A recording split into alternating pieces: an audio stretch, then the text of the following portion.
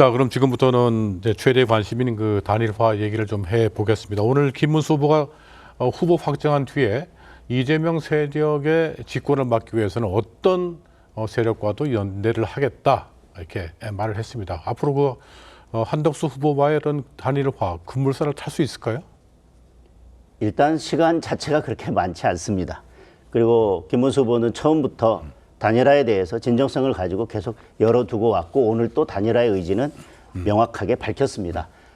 문제는 이제 시간이 짧다는 것인데 그 짧은 시간이지만 저는 이걸 너무 서둘러서 단일화는 아까 말씀드린 것처럼 1+1은 3 이상의 시너지를 내야 되는데 이게 자칫 명분 없이 흘러가거나 어느 한쪽에 치우쳐서 마치 결과를 내놓고 달려가는 것처럼 보여진다면 어느 한쪽을 지지했던 우리 지지자들은 결국은 나중에 하나로 모아서 시너지를 내는 데 있어서 같이 오지 않을 가능성이 있습니다. 그리고 두 분만의 단일화라면 결국은 사실 지지층이 겹치는데 왜 두 분만의 단일화를 하느냐라고 하는 그런 또 의문을 가질 수 있기 때문에 그 단일화 과정에서 뭐 다른 지역, 다른 지대에 있는 분들까지 아울러서 묶어낼 수 있는 노력을 해야지만 단일화의 진정한 효과가 생길 거라고 봅니다.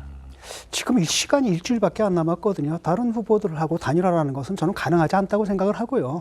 누구도 그 가능하다고 믿지는 않을 거고 아마 그렇게 말씀을 하셔도 속으로는 그렇게 안 믿으실 거라고 보고 지금 단일화의 시너지 효과라는 건 없거든요. 왜냐하면 지지층이 겹쳐요. 그 다음에 단일화라는 얘기가 나오고 그 요번에 그 선거에서 요번에 투표에서도 수많은 사람들이 그걸 보고 지금 김문수 후보를 찍어준 거 아닙니까? 근데 문제는 뭐냐면 단일화에 대한 기대가 있다는 것 사실을 뒤집어 보게 되면 우리 당 후보의 경쟁력이 떨어진다는 얘기예요. 그러니까 결국은 사실 김문수 후보가 표를 가져간 것은 일종의 너는 마중물 역할을 해라. 마중물 역할을 해라. 바로 이제 그걸 가지고 가져갔거든요. 그래서 결국은 이제 후보를 혼납하게 되는 건데 이렇게 되면 좀 황당한 일이 벌어지는 거죠. 공당에서 있었던 그 열띤 그 경선 과정 같은 것들이 별 의미가 없는 요식행위? 이게 돼버리고 그렇게 당선된 후보가 딱 가져가십시오. 나는 마중물이 되겠습니다. 그리고 캠프에서는 어쩐지 몰라도 그 후보 본인도 그렇게 권력 의지가 강해 보이지가 않거든요. 이게 예컨대 그 선거에서 경선에서 더 많은 표를 받기 위해서 했다라고 보여지지 않는 그런 발언들이 이 부분도 그냥 뭐 내놓겠다 언제든지 뭐 이런 투로 말씀을 하셔가지고 예를 들어가지고 뭐 어떤 경우에든 우리 내 중심으로 단일화 하겠다 이거잖아요. 근데 그런 얘기가 아니었거든요. 그래서 저는 이게 과연 얼마나 효과가 있을까 그런 생각이 좀 드네요. 그렇습니다. 이게 정통 보수 정당의 경선을 통해서 뽑힌 대선 후보가 불과 일주일밖에 후보 자리를 유지하지 못하고 한덕수 총리한테 후보를 내준다 이러면 정말 모양 빠지는 일이거든요. 이건 정말 전무후무한 일일 겁니다. 그런데 지금 김문수 캠프 내에도 그 단일화에 대해서 두 가지 시각이 있어요. 첫 번째 시각은 뭐냐면 한덕수 활용론. 그러니까 김문수가 후보가 되기 위해서는 한덕수를 통해서 시너지를 내야 된다. 그러기 위해서는 김문수 후보도 위험을 감수해야 된다라는 주장이 있고 또 하나는 무조건 김문수가 돼야 된다는 김문수 중심론이 있어요. 그러니까 한덕수 총리와 김문수 후보와의 그 단일화를 하는 데 있어서 한덕수와 논의하는 게 아니라 캠프 내부에서 격론이 있는 거예요. 김문수 캠프 내에서 이견이 정리가 안 돼서 이것도 정말 앞으로 지켜볼 과제입니다. 그러니까 김문수 캠프 내에서도 이 단일화에 대해서 어떻게 할 것인가가 아직 정리가 되지 않은 것 같아요. 그런데 뭐 원샷으로 모든 분들을 다 포함시켜서 일주일 안에 단일화를 한다는 건 쉽지 않을 거라고 보여집니다. 예를 들면 1차적으로는 한덕수 후보와 단일화를 하고 그걸 매개로 해서 다른 분들이 연대하는 방식도 저는 충분히 가능하다고 보여지고 캠프 내에서는 뭐 이런저런 의견은 있을 수 있겠지만 그리고 아까 우리 진영훈 교수님 말씀하신 것처럼 후보의 권력 의지에 대해서 말씀을 하셨는데 저는 후보는 지지자들이 여지껏 믿고 지지해 준 것이 있기 때문에 거기에 대한 책임을 져야 된다고 생각하고 단일화 과정에서도 저는 그 책임을 반드시 져야 된다고 생각합니다. 그래서 이 단일화는 계속 말씀드리지만 어느 한쪽을 결론을 정해놓고 가는 것이 아니라 이제 국민의힘의 후보가 된 만큼 국민의힘의 대통령 후보로서 그 자격을 가지고 한덕수 후보와 두 분이 만나서 조건들을 논의하고 단일화 과정을 주도해 가야 된다고 생각을 합니다. 그리고 그 과정에서 김문수 후보는 김문수 후보대로 최선을 다해서 본인의 경쟁력을 국민들한테 알리고 또 한덕수 후보는 한덕수 후보대로 본인의 경쟁력을 알려서 거기서 국민들이 선택하는 후보가 그래서 보다 경쟁력 있는 후보가 최종 후보가 될 수 있도록 하는 게 필요하다고 봅니다. 근데 제가 제 3자 입장에서 참 웃기고도 슬픈 얘기가 뭐냐면 김문수 캠프에 계신 분들한테 전화해서 물어봅니다. 누가 후보가 돼야 돼? 그럼 당연히 김문수가 돼야지 이렇게 대답을 해야 되는데 그렇게 대답하는 분이 많지가 않아요. 저 장동혁 의원한테 물어볼게요.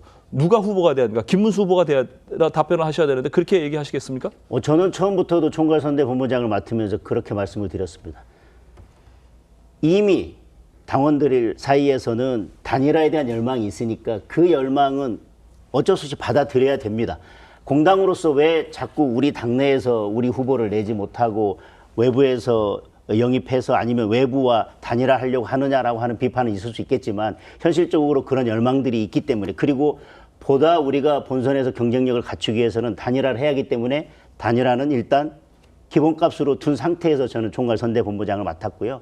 그리고 나서는 저는 그렇게 말씀드렸습니다. 이 경선 과정에서 드라마를 한번 쓰고 또 단일화를 통해서 드라마를 한번 쓰되 저는 총괄선대본부장으로서 그 드라마의 주인공은 김문수라는 생각을 가지고 끝까지 김문수를 위해서 뛰겠다라는 말씀을 드렸습니다. 네, 오늘 그 김문수 후보 선출 직후에 민주당에서 이제 한 말이 있어요. 앞으로 아마 국민의힘에서는 이 단일화를 둘러싼 진흙탕 싸움이 벌어질 거다 이런 말을 했는데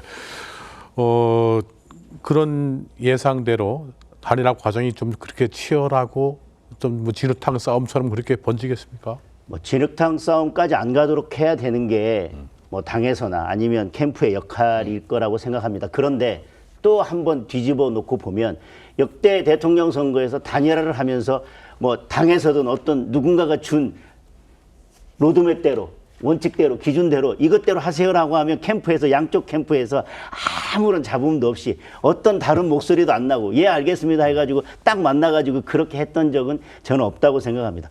아마 저는 대통령 선거에서 어떤 캠프에서든지 아무 다른 의견 없이 누군가가 제3자가 아니면 당에서든 어떤 로드맵이든 룰을 줬을 때 그대로 그냥 예 좋습니다 라고 아무 일 없이 더군다나 이 짧은 시간 안에 그냥 모두 다 그냥 다 받아들이겠습니다라고 하는 그런 단일화는 없다고 생각하고 어느 정도의 긴장은 있을 수 있다고 생각하고 그 과정에서 서로 조율하고 갈등은 있을 수 있겠지만 그 모든 과정들을 통해서 이슈를 저희 단일화 이슈로 끌고 가면서 그 과정에서 저희들이 본선 경쟁력을 높이는 그 역할을 해내야 되고 그렇기 때문에 단일화를 하려고 하는 것이고 단일화는 거기에 의미가 있다고 생각합니다. 근데 국민의힘 입장에서는 어떻게든 간에 단일화하려는 목적이 이재명 후보를 이겨야 되는 거 아니겠습니까? 그러면 그렇습니다. 이재명 후보를 이길 수 있는 후보로 단일화가 돼야 될 텐데 그러면 김문수 후보냐 한덕수 후보냐 그런 이제 고민이 있잖아요. 앞으로 과정에서.